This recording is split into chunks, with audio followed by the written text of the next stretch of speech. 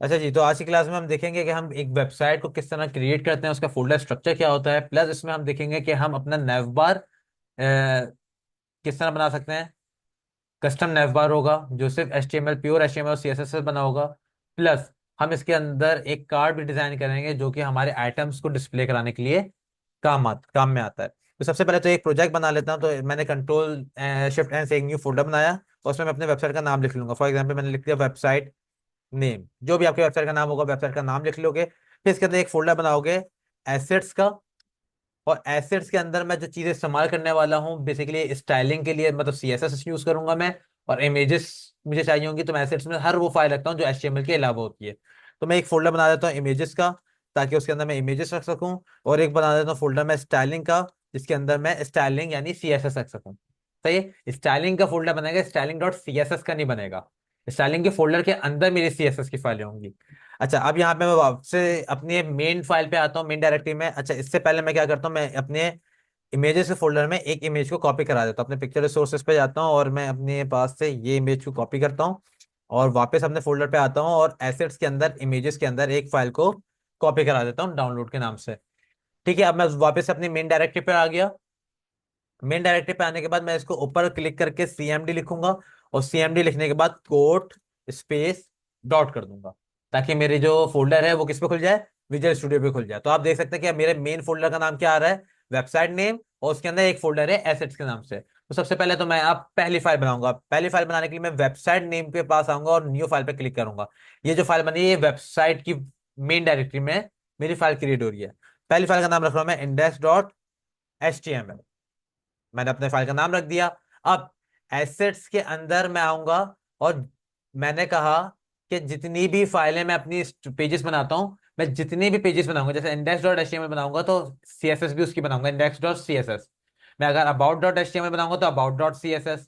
अगर मैं contact.html बनाऊंगा, कॉन्टैक्ट का पेज, तो मैं contact.css की एक फाइल बनाऊंगा। क्यों बना रहा हूं? ताकि हर पेज की CSS अपनी फाइल में हो। लेकिन मैं अभी बात कर रहा हूँ नेवबार बनाने की, और नेवबार हर पेज में होता है। तो मैं एक एक्स्ट्रा फाइल बनाऊंगा नेवबार की, नेवबार.css। और उसको मैं हर पेज में लिंक कराऊंगा। मतलब नेवबार.css की फाइल मेरे हर पेज में होगी, क्योंकि नेवबार का कोड भी हर पेज में होगा, ताकि वो CSS उस पर अप्लाई हो सके। एक्सटर्नल CSS हम यूज करेंगे। एक्सटर्नल CSS की क्या फायदे हैं वो भी हम इसमें देखेंगे। तो सबसे पहले तो index.html में हम एक बॉयलर प्लेट ले लेते हैं। बॉयलर प्लेट ले लिए मैंने, तो यहाँ पे टाइटल में आके मैं लिख लेता हूँ, यहाँ पे होम का पेज है ये। बॉडी में आ गया। अब आपके डेवलपिंग की लाइफ में मैं आपको एक चीज और बता दूं कि जब भी हम कोड करते हैं तो हमारा कोड क्लीन कोड कब तब कहलाता है कि हम सेक्शन वाइज सारा काम करें और प्लस कमेंट्स के साथ काम करें, कि अब मैंने क्या काम करना शुरू किया और कौन सा मेरा काम खत्म हो गया, फिर मैंने काम कौन सा शुरू किया, फिर कौन सा खत्म हो गया। जैसे मेरा नैवबार एक तो सबसे टॉप पर होता है। सबसे टॉप पर मेरा नैवबार होता है, यानी बॉडी पे पहला टैग जो खुलेगा वो मेरे नैवबार के लिए खुलेगा। तो मेरा अभी जो मैं काम जो शुरू करने जा रहा हूँ वो क्या करने शुरू करने जा रहा हूँ, नैवबार। तो मैं कंट्रोल पहले स्लैश दबाऊंगा कमेंट के लिए। मेरे आगे और पीछे दोनों तरफ एक सेंटेक्स ऐड हो गया कमेंट का। और मैं इसके अंदर लिख दूंगा नैवबार स्टार्ट। यही कमेंट को मैं नीचे कॉपी करूंगा और नैवबार एंड लिख दूंगा। मतलब अब नैवबार की पूरी कोडिंग मैं कहा रखूंगा इसके बीच में, ताकि अगर मुझे इस कोड को कहीं पे भी कॉपी करके लेके जाना, तो अब मुझे ढूंढने की जरूरत नहीं है नैवबार की कोडिंग कहां से शुरू हो रही है और कहां पर खत्म हो रही है। मैं नैवबार स्टार्ट से लेके नैवबार एंड तक का पूरे को कॉपी करूंगा और कहीं पे भी पेस्ट कर सकता हूँ। ये मेरे लिए फायदेमंद हो गया। ठीक है। सबसे पहले तो मैं यहाँ पे अपने डिफ का यूज कर सकता हूँ। लेकिन डिफ मैंने आपको बताया है कि हमारे पास HTML5 में कुछ सेमेंटिक टैग्स ऐड हुए हैं जो कि हमारे काम के हिसाब से हमारे उसके नाम है। जैसे कि फॉर एग्जांपल हेडर का एक टैग है जो बिल्कुल काम डिफ की तरह करता है, लेकिन हम जब भी हेडर के ऊपर काम कर रहे होते तो हम हेडर लगाते हैं, फुटर के ऊपर काम कर रहे होते तो फुटर लगाते हैं। हेडर के अंदर मैं यहाँ पे पहले एक हेडर का टैग ऑन कर लेता हूँ। और हेडर के अंदर मैं अपने नैव का टैग ऑन करूंगा, यानी नैव बार जो बनाऊंगा मैं कौन से टैग में बनाऊंगा, नैव के टैग में बनाऊंगा। काम सारा ये डिफ वाला ही है। काम सारा ये डिव वाला ही है। तो मैंने हेडर का टैग खोला और हेडर के अंदर मैंने एक नैव का टैग खोल लिया। नैव के टैग के अंदर क्या काम करेंगे वो बात की बात है। मैं पहले नैव को क्लास दे देता हूँ नैव बार की। ये मेरा एक नैव बार है जिससे ताकि मैं इसकी स्टाइलिंग कर सकूं। प्लस मैं यहाँ पे एक H1 ले लेता हूँ मेरे लोगों के लिए। और मेरे पास यहाँ पे 4-5 पेजेस के लिंक्स होंगे।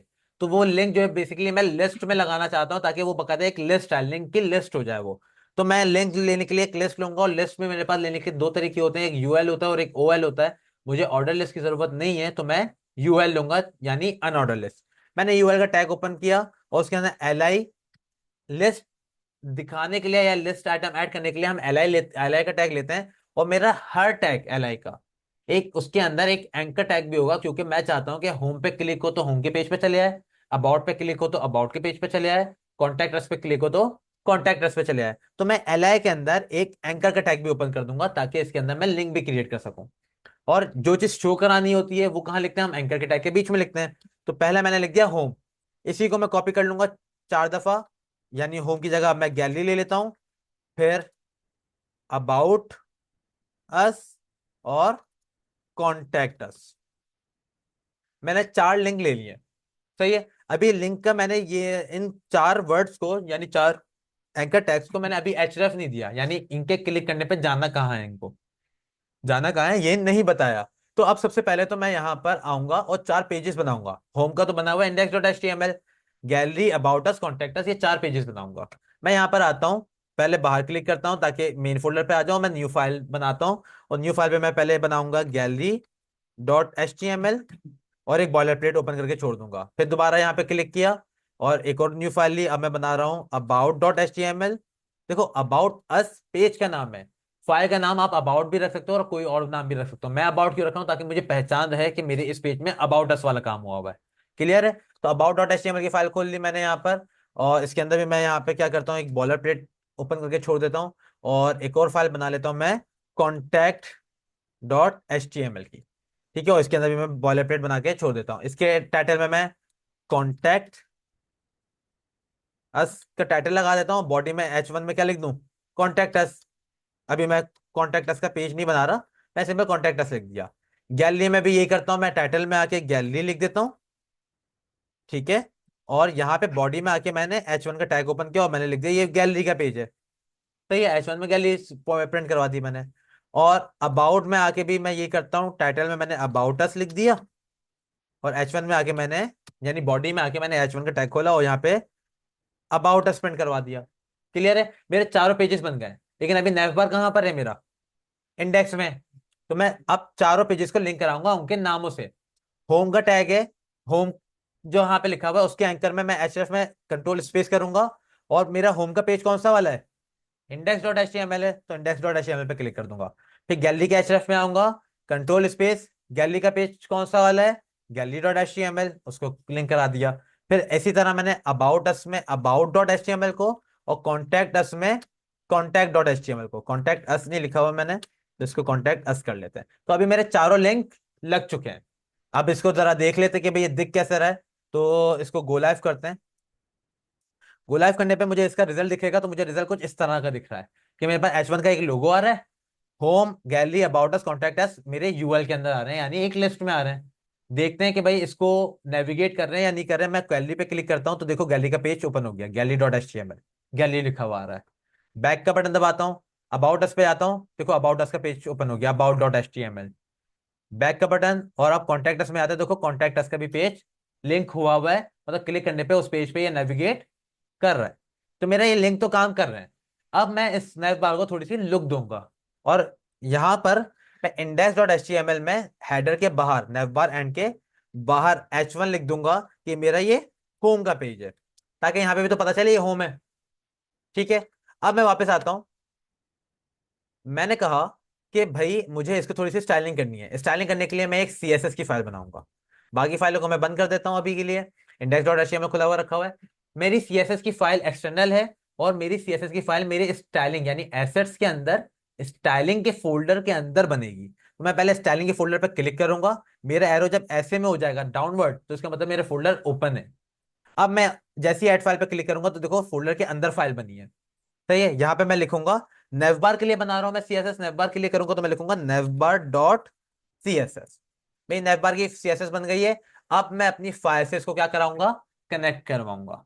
कनेक्ट कराने के लिए जाहिर सी बात है, हमारे हमें पता है कि इंटरनल CSS के लिए हम स्टाइल का जो टैग खोलते थे, कहाँ खोलते थे, हेड में खोलते थे। तो एक्सटर्नल फाइल भी कनेक्ट कहाँ होगी, हेड में होगी।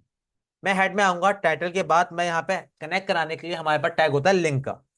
मैंने लिंक लिखा और एंटर प्रेस कर दिया मैंने। जैसे एंटर प्रेस किया तो मेरे पास रिलेवेंस स्टाइल शीट खुद ही लिखा हुआ आ गया, और एच का ऑप्शन दे रहा है। एच में क्या करते हैं, फाइल अटैच कराते हैं। तो यहाँ पे मैं कौन सी फाइल अटैच कराऊंगा, जो कि अभी मैंने बनाई है navbar dot C S S की।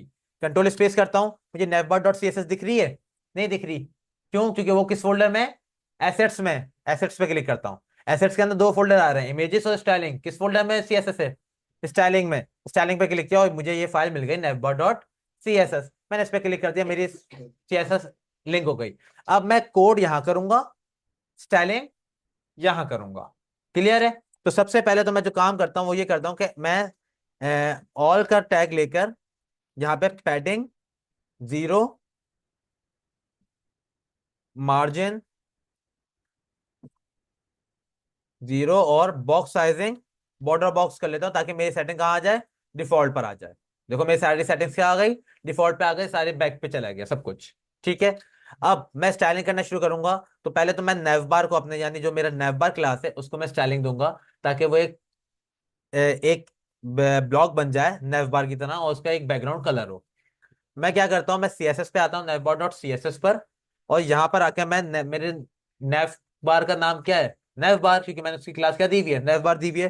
तो मैं उसको किस तरह पुकारूंगा, डॉट नेव बार, कर्ली ब्रैकेट ओपन क्लोज। जिस तरह हम इंटरनल सीएसएस करते थे, बिल्कुल उसी तरह ही एक्सटर्नल करेंगे।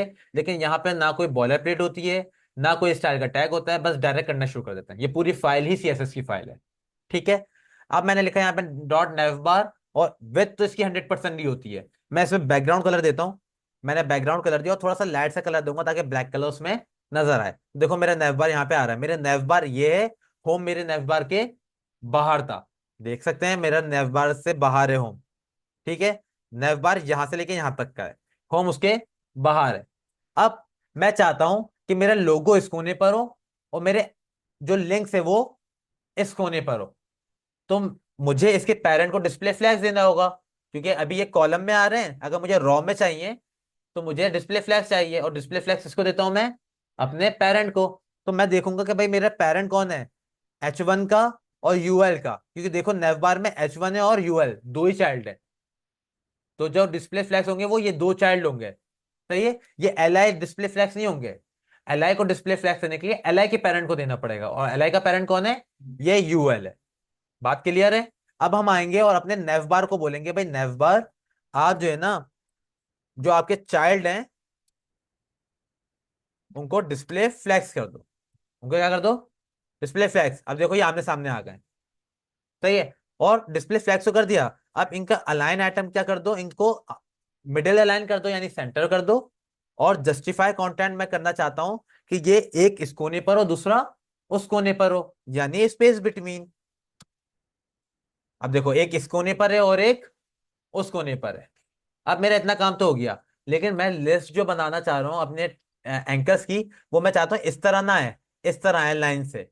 अब जैसे ये भी कॉलम में है, अगर मुझे इसको रॉ में लेकर आना है तो मुझे इसको भी क्या देना होगा, डिस्प्ले फ्लैग्स। इसके पेरेंट को भी मुझे क्या देना है, डिस्प्ले फ्लैग्स देना है। तो मैं यूएल पे जाऊंगा और यूएल को एक क्लास दे दूंगा। क्लास क्या दे रहा हूं मैं, कि भाई ये क्लास है और ये मेरे क्या है, लिस्ट ग्रुप है। ये मेरा लिस्ट का क्या है, ग्रुप है। या नेफ ग्रुप कर दो, जो दिल चाहे आप इसका नाम रख सकते हो, लेकिन ऐसा नाम रखोगे ताकि पहचान रहे। सही है। तो लिस्ट ग्रुप मैंने इसकी क्लास दी, यहीं से मैंने कॉपी कर लिया, नेवबार डॉट सी एस एस में आया। यहां पर आने के बाद मैंने लिखा भाई dot list group, curly bracket open and close. अब मैं बोलूंगा भाई display flags, align items, centre. और मैं जस्टिफाई कंटेंट क्या करूं भाई, जस्टिफाई कंटेंट स्पेस बिटवीन करूंगा तो एक कोने पे इधर एक कोने पे उधर हो जाएगा। मैं स्पेस अराउंड या स्पेस इवनली कर लेता हूं, ताकि बराबर बराबर का स्पेस आए। तो मैं यहां पर आया, मैंने कहा भाई जस्टिफाई कंटेंट कर दो स्पेस इवनली। ठीक है। तो मैं यहां पे आके देखता हूं, ये रॉ में तो आ गए, लेकिन इनके दरमियान में बीच में कोई स्पेस नहीं आ रहा। वजह, वजह इसलिए क्योंकि मेरे पास स्पेस जो आता है वो बेसिकली जो पेरेंट होता है ना, उस पेरेंट की जितनी भी विड्थ होती है, एक्स्ट्रा स्पेस जो होता है, वो आपस में डिवाइड करते हैं ये लोग। वो क्या करते हैं, आपस में डिवाइड करते हैं। यहां पे यूएल के पास कोई एक्स्ट्रा विड्थ है ही नहीं। मेरा यूएल बेसिकली ये होम पे, जो ये होम है ना, यहीं पे यूएल खत्म हो गया। जब इसको एक्स्ट्रा विड्थ ही नहीं मिल रही, तो ये आपस में उसको क्या बांटे, स्पेसेस को आपस में कुछ बांटने के लिए स्पेस होगा तो वो आपस में इसको डिस्ट्रीब्यूट करेगा। स्पेस दिया ही नहीं मैंने पेरेंट को। जैसे ही मैं यूएल के पेरेंट को स्पेस दूंगा यहां तक का, तो जितना स्पेस मैं एक्स्ट्रा दे रहा हूं वो सारा आपस में क्या कर लेंगे ये लोग, डिवाइड कर लेंगे। तो मैं मुझे जाके क्या करना है, यूएल को स्पेस देना है। अब मसला ये है कि मैं यूएल को स्पेस कितना दूं। अब चूंकि मैं तो बना रहा हूँ रिस्पॉन्सिव। रिस्पॉन्सिव का मतलब क्या होता है कि भाई अगर स्क्रीन छोटी होती रहे तो मेरे विद भी उसी हिसाब से काम करे। अगर मैं इसको 200 300 पिक्सल्स दूंगा तो स्क्रीन छोटी हो या बड़ी हो वो 300 ही रहेगा, वो छोटा नहीं होगा। तो जब भी हमें रिस्पॉन्सिव पे काम करना होता है तो हम परसेंटेज पे काम करते हैं। तो अगर मैं यूआई को 100% की विड्थ देता हूं तो 100% का मतलब होता है यहां से लेके यहां तक, क्योंकि वो जिस डिफ में है, जिस नैव के डिफ में है, वो बेसिकली पूरी विड्थ का है। और अगर मैं इसको 50% दूंगा तो वो यूएल कहां तक आएगा, यहां तक। अभी आपको समझ में नहीं आ रहा होगा, तो मैं एक काम करता हूं, मैं जो ये लिस्ट ग्रुप है ना इसको एक बैकग्राउंड कलर दे देता हूं ताकि ये दिखे आपको ये कितना बड़ा है। और बैकग्राउंड कलर दूंगा थोड़ा सा डार्क सा। देखो मेरा अब नजर आ रहा है, थोड़ा सा लाइट से आ रहा होगा, मैं इसको रेड कलर दे देता हूं ताकि ये डार्क सा नजर आए। तो देखो मेरा यूएल के पास स्पेस ही नहीं है आपस में बांटने के लिए। मेरे यूएल के पास स्पेस ही नहीं है आपस में बांटने के लिए, तो ये आपस में क्या बांटे। मैं यूएल की विड्थ को जैसे ही बड़ा करूंगा ये आपस में अपने स्पेसेस को बांट लेंगे। मैं वापस यहाँ पर आता हूँ और यूएल यानी लिस्ट ग्रुप को बोलता हूँ भाई अपनी विड्थ जो है ना वो कर लो 50%, यानी टोटल नेव बार का आधा। टोटल नेव बार का आधा कर लो। देखो अब मेरे यूएल की जैसी विड्थ बढ़ी, इसने सारे स्पेसेस क्या कर लिए आपस में बराबर बराबर बांट लिए। इन्होंने आपस में मेरे जो स्पेसेस हैं वो बांट लिए हैं। अब मैं क्या करूंगा, मैं इसका बैकग्राउंड कलर मिटा देता हूं, क्योंकि मैंने बैकग्राउंड कलर क्यों लगाया था, ताकि मुझे यूएल नजर आए। सही है। अब मैं इसका बैकग्राउंड कलर मिटा देता हूँ, बुरा सा लग रहा है। अब देखो ये दूर दूर हो गया। अब मेरे पास दो काम है। पहला कि जो बुलेट्स है ना ये मुझे नहीं चाहिए। दूसरा, मेरे पास जो एल आई है ना वो एंकर का टैग खुलने की वजह से कलर इसका हो गया पर्पल और अंडरलाइन आ गई है। मुझे इस एंकर के टैग का ब्लू कलर और अंडरलाइन खत्म करना है, बुरा लग रहा है। और मुझे इसके जो बुलेट्स हैं वो खत्म करने हैं। अब मुझे बताओ कोड में बुलेट्स किसकी वजह से आ रहे हैं, इन एलाइज की वजह से। एलआई लिस्ट आइटम की वजह से बुलेट आ रहे हैं, तो मैं अब लिस्ट आइटम को टारगेट करना चाहता हूँ। लिस्ट आइटम में मुझे स्टाइलिंग करनी है ताकि मैं बुलेट्स को मिटा सकूं। लेकिन अगर मैं सबको क्लास देता रहूंगा तो भाई मेरे पास तो बहुत सारी क्लासेस हो जाएंगी। मैं क्या करूंगा, मेरे पास एक तरीका है। अगर मैंने इसके पेरेंट को क्लास दी हुई है तो उसको चाइल्ड को बुलाने का मेरे पास तरीका ये है कि मैं पहले पेरेंट की क्लास लिखूं और स्पेस देकर मैं उसके टैग का नाम लिख दूं। कैसे, मैं यहां पर आया navbar dot C S S में, मैंने कहा भाई डॉट लिस्ट ग्रुप के एल आई को बुलाओ। डॉट लिस्ट ग्रुप यानी यूएल के एल आई को बुलाओ। अब मैं जो भी स्टाइलिंग करूंगा वो एल आई पे होगी, लिस्ट ग्रुप पे नहीं होगी। इस तरह मैं जब करूंगा तो सर आपने बताया था कि हम कभी भी डायरेक्ट टैग के यानी एलिमेंट का इस्तेमाल नहीं करते, क्योंकि अगर एलिमेंट का इस्तेमाल करेंगे तो पूरे पेज में जहां जहां एल आई है उन सब पे वो स्टाइलिंग लग जाएगी। लेकिन नहीं लगेगी, क्यों, क्योंकि ये सिर्फ स्टाइलिंग किस पे लगाएगा, जो कि लिस्ट ग्रुप की क्लास के अंदर एल आई होगा। और लिस्ट ग्रुप की क्लास तो मैं एक ही बनाई है मैंने, जो कि मेरे नैव बार में। इसके अलावा मैं कोई और क्लास का नाम लिस्ट ग्रुप रखूंगा ही नहीं और उसके अंदर एल आई दूंगा ही नहीं। जब मैं दूंगा नहीं तो फिर वो आएगी भी नहीं। सही है। तो ये एल आई सिर्फ उन एल आई को ढूंढेगा जिनकी क्लास का नाम क्या है, लिस्ट ग्रुप है। तो इससे फायदा ये होता है कि अगर आपके पेरेंट का कोई क्लास है तो उसके अंदर के चाइल्ड को आप डायरेक्टली कॉल करके बना सकते हो, उसको क्लास बार बार देने की जरूरत नहीं है। लेकिन अगर उसको क्लास दे दोगे, एल को क्लास दे दोगे, तब भी मसला नहीं है। लेकिन उसके बाद फिर आप पेरेंट का नाम नहीं लोगे, आप डायरेक्ट क्लास को कॉल कराओगे। अगर मैं एल को क्लास दे दूंगा तो डायरेक्ट डॉट के साथ मैं क्लास को कॉल करा लूंगा। मैं फिर पूरा पाथ बताने की जरूरत नहीं है कि ये किसके अंदर है वो किसके अंदर है।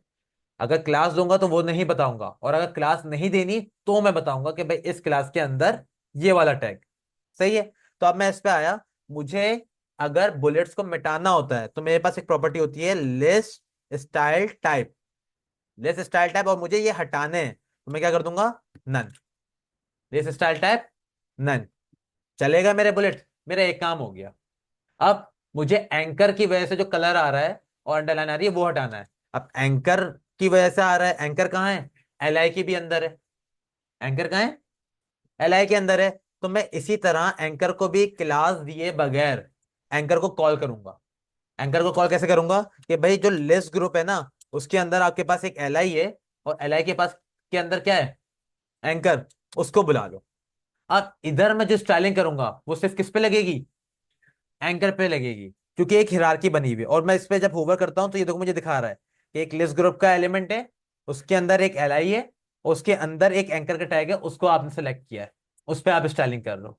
सही है। अब मैं यहां पर आता हूं, अब मैं इसका पहले कलर चेंज करता हूं, यानी कलर इसका कर देते हैं ब्लैक, और इसके जो अंडरलाइन है वो मिटा देते हैं, जो जो मिटेगी टेक्स्ट डेकोरेशन से, text decoration none.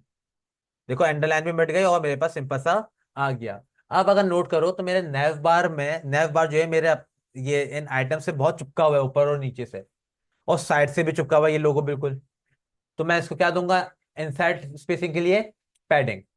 Inside spacing के लिए क्या कर देते हैं हम, पैडिंग। और पैडिंग किसको दूंगा मैं, नैव बार को।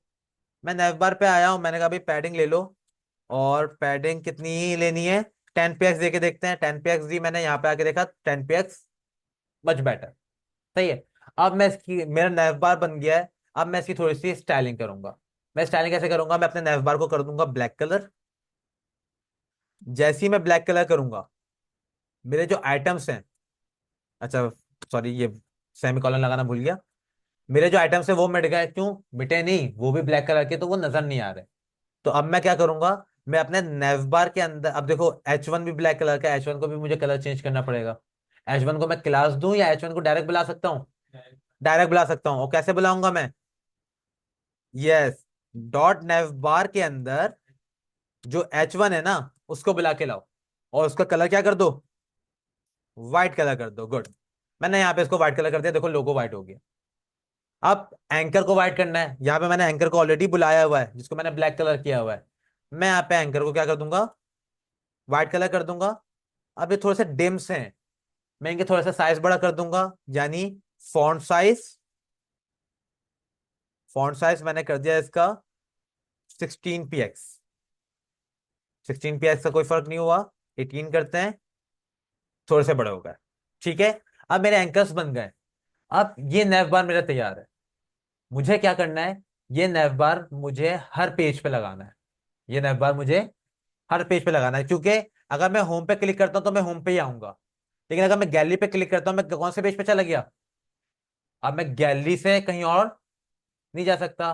मतलब मुझे नेविगेशन करने के लिए नैव बार यहाँ पे भी चाहिए। नैव बार के लिए मुझे कितनी चीजों की जरूरत है, दो चीजों की। एक ये नैव बार एंड स्टार्ट से लेके एंड तक के कोड की, और दूसरा ये nav bar dot C S S का लिंक।